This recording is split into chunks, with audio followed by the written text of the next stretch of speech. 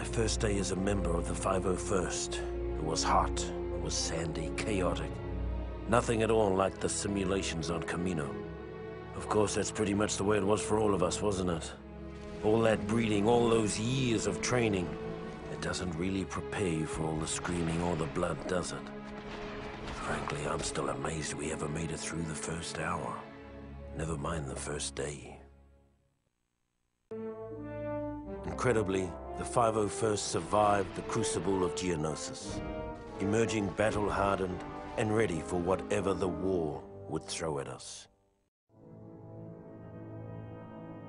In the waning months of the Clone Wars, the 501st faced missions critical to the agenda of Chancellor Palpatine.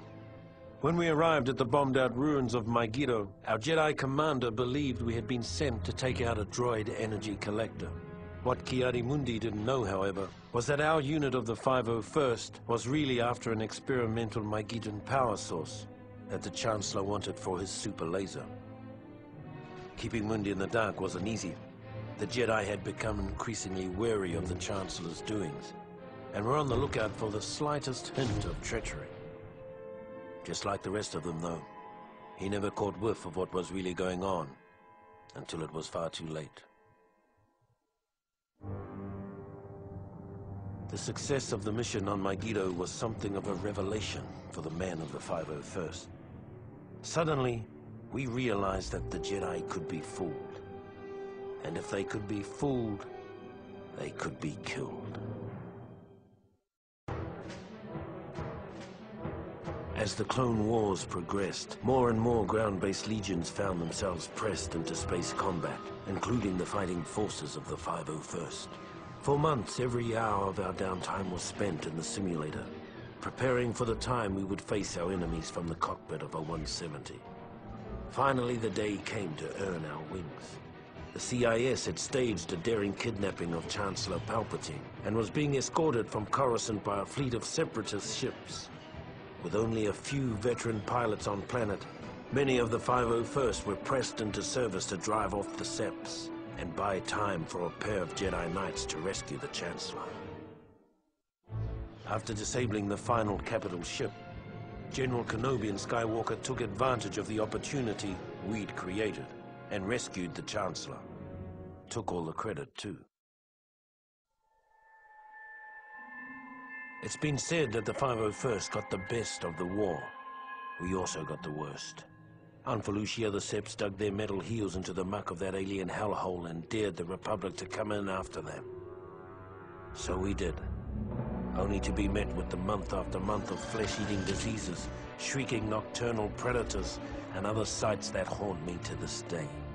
Cut off and for all we knew, abandoned by our superiors.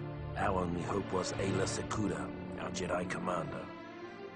Without her iron will, none of us would have come out of that mess with our sanity or our lives. When her death came, I hope it was quick. She earned that much. When the 501st was finally rotated out of Felucia, Aayla Secura made a point of seeing us off personally, calling us the bravest soldiers she had ever seen. It's a good thing we were wearing helmets, because none of us could bear to look her in the eye.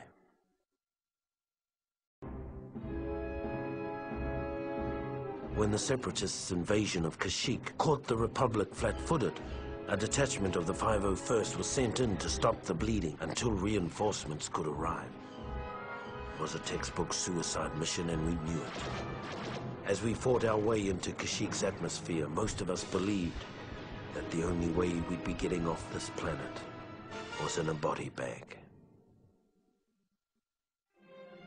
As the 501st finally broke through the Sep blockade over Kashyyyk, I took a long look back at the battle that continued to rage over the planet and wondered why so many had to die for a bunch of walking carpets.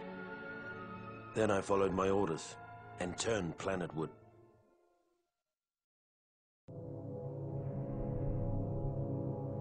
When we arrived on Kashyyyk, things were just as bad as we feared. The droids had us outgunned, outmaneuvered, and outmanned by a 5-to-1 margin. What none of us had counted on was the Wookiees. We'd all heard the stories, of course, but we'd never fought next to them. Never seen them rip apart a droid with their bare hands. They were magnificent. Even so, it was still a suicide mission. At least it was until Master Yoda arrived. Then it became a battle. A winnable battle. With the timely arrival of Master Yoda, the 501st was able to hold the line against the Seps on Kashyyyk. We left as heroes. Years later, we'd return as conquerors.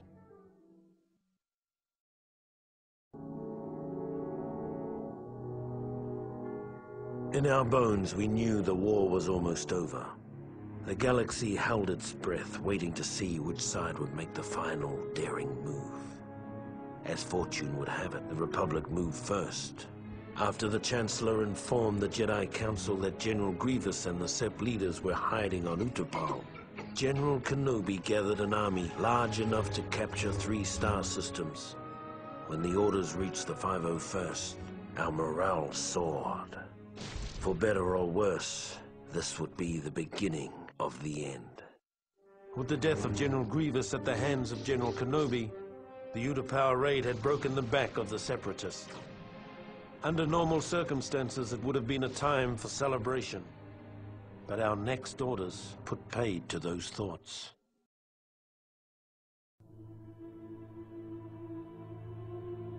What I remember about the rise of the Empire is how quiet it was. During the waning hours of the Clone Wars, the 501st Legion was discreetly transferred back to Coruscant. It was a silent trip. We all knew what was about to happen, what we're about to do. Did we have any doubts? Any private, traitorous thoughts? Perhaps, but no one said a word. Not on the flight to Coruscant, not when Order 66 came down, and not when we marched into the Jedi Temple. Not a word.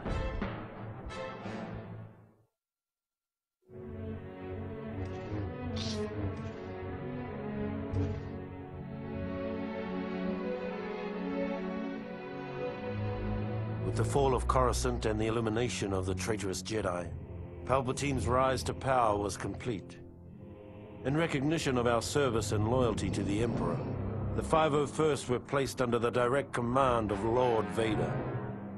Armed with deadly new weapons, blazing new ships, and shiny new armor, our presence let the galaxy know that the days of the old Republic were well and truly over. We were establishing a new era. An era of order and peace.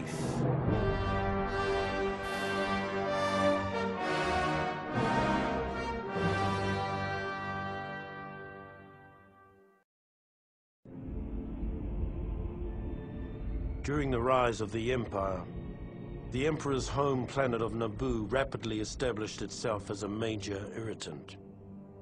After a number of Naboo's ambassadors were sent home in various states of dismemberment, her newly elected queen broke off diplomatic ties and began exploring military options. Clearly, it was time for a regime change. A change that would be effected by the 501st, now under the direct command of Darth Vader. Our orders were simple: to infiltrate the city, take out their leader, sending a clear signal to other potential troublemakers in the Empire. With the Queen eliminated, Naboo quickly fell in line. It was the first time the 501st was called upon to adjust a planet's government. But it wouldn't be the last. Within months, the 501st gained a well-deserved reputation as Vader's fist.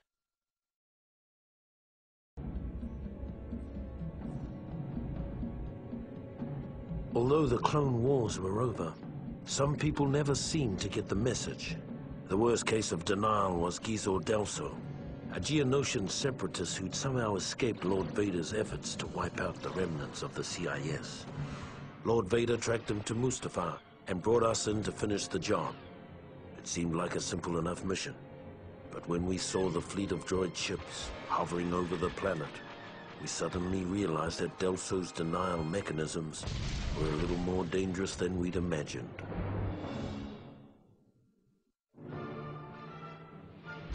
The slight whiff of nostalgia the 501st had enjoyed fighting the droid fleet over Mustafar had already grown sour by the time we'd established orbital positions. Now it was time to find out what this was all about. By the time we'd made our way to the molten surface of Mustafar, it was apparent that Delso had been a busy little bug. All by his lonesome, he'd found a previously hidden droid factory, fired it up and cranked out his own private army of battle droids. Needless to say, this got the men of the 501st a little hot under the helmet, and not just because of all that lava. Truth be told, we'd all had our fill of those gearheads during the war. We couldn't stomach the thought of going through another one. So we blew them up. Blew up the droids, blew up the factory. Damn near blew up the planet.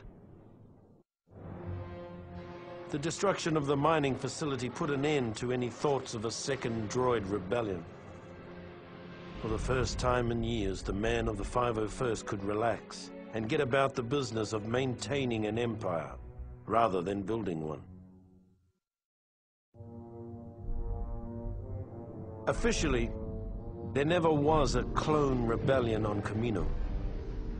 Unofficially, approximately 20 years after we were created, a special detachment of the Imperial 501st Legion was dispatched to Kamino with orders to eradicate an army of clones that had been bred to take arms against the Empire.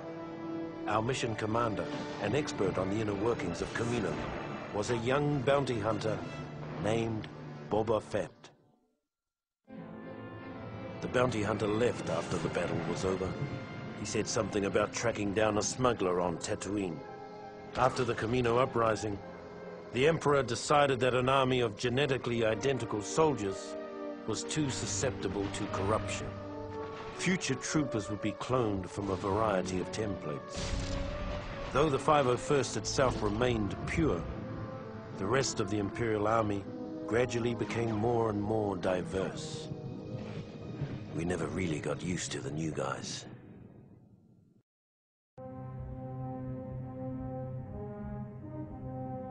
Once it was finally finished, the Death Star was the Emperor's favorite toy.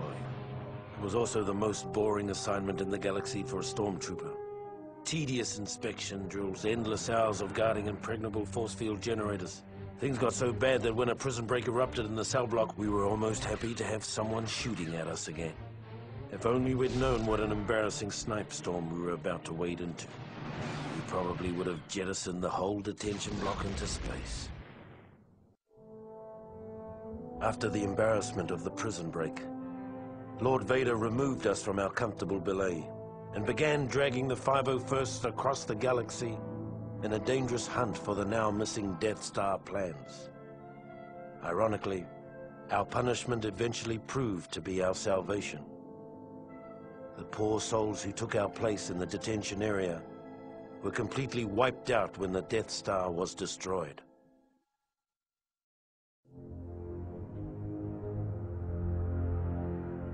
By the time of the raid on Polis Massa, the men of the 501st were starting to get a little sick of this so-called rebellion. In the past, we'd secretly enjoyed putting down a local insurrection or two.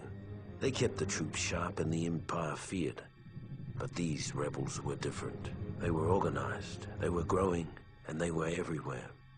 The raid on Polis Massa was a perfect example of how things were starting to fall apart. We were supposed to go in, wipe out a small band of rebels, and recover some stolen Imperial plans on an encrypted holodisk. Before we knew it, we were nearly overrun by rebel forces, with the holodisk nowhere to be found. Even though the Polis Massa raid was only a partial success, we finally had a lead on the whereabouts of the Death Star plans, which suited the 501st just fine.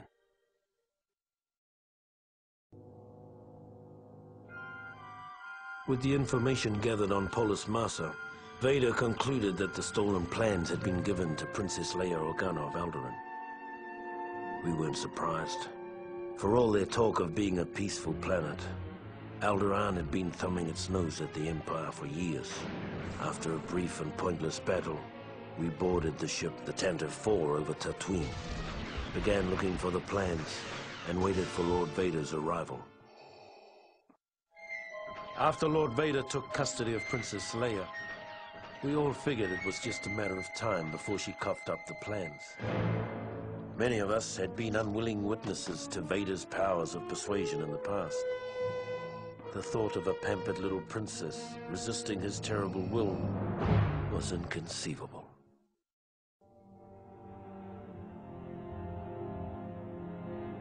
When the Death Star was destroyed, about half of the 501st Legion was still in the hangar getting into their ships. Of those who made it out, another third were caught in the explosion. I'd fought with some of those men for over 20 years. Afterwards, those of us that survived hooked up with a nearby Imperial fleet making a retaliatory strike on the Rebels' base on Yavin 4. It wasn't the best thought-out plan, but we were cut off from our leaders, tired, and operating on instinct. If not for our training, we probably would have never gotten past their orbital defenses. And so the battle over Yavin came to an end. I'm told we destroyed hundreds of Rebel ships that day. Even if it had been thousands, it wouldn't have made up for the Death Star. By the time we landed on Yavin, whatever shock we'd felt at the destruction of the Death Star had been replaced by anger. For months we treated the rebellion like a disobedient child, only to be repaid for our tolerance with treachery on an unimaginable scale. Frankly, I don't remember much of the fighting. I guess we won. After the battle, the surviving members of the 501st finally caught their breath. The Empire had taken the Rebels' best shot and come up standing. Now, it was our turn to strike.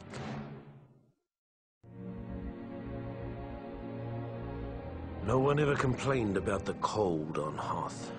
We never felt it. Even though we were blinded by blizzards, we could see the final end of the rebellion in our blaster sights. Was it only a mirage? Perhaps. But on that day, on that planet, our blood ran hot with dreams of victory, melting the ice that stood in our way.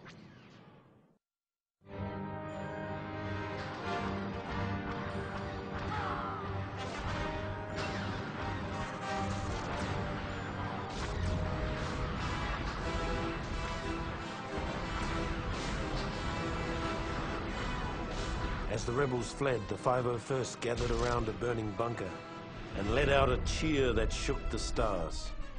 The rebellion was done. The Death Star was being rebuilt bigger than ever. Order had finally returned to the galaxy, in no small part due to the efforts of the fighting men of the 501st.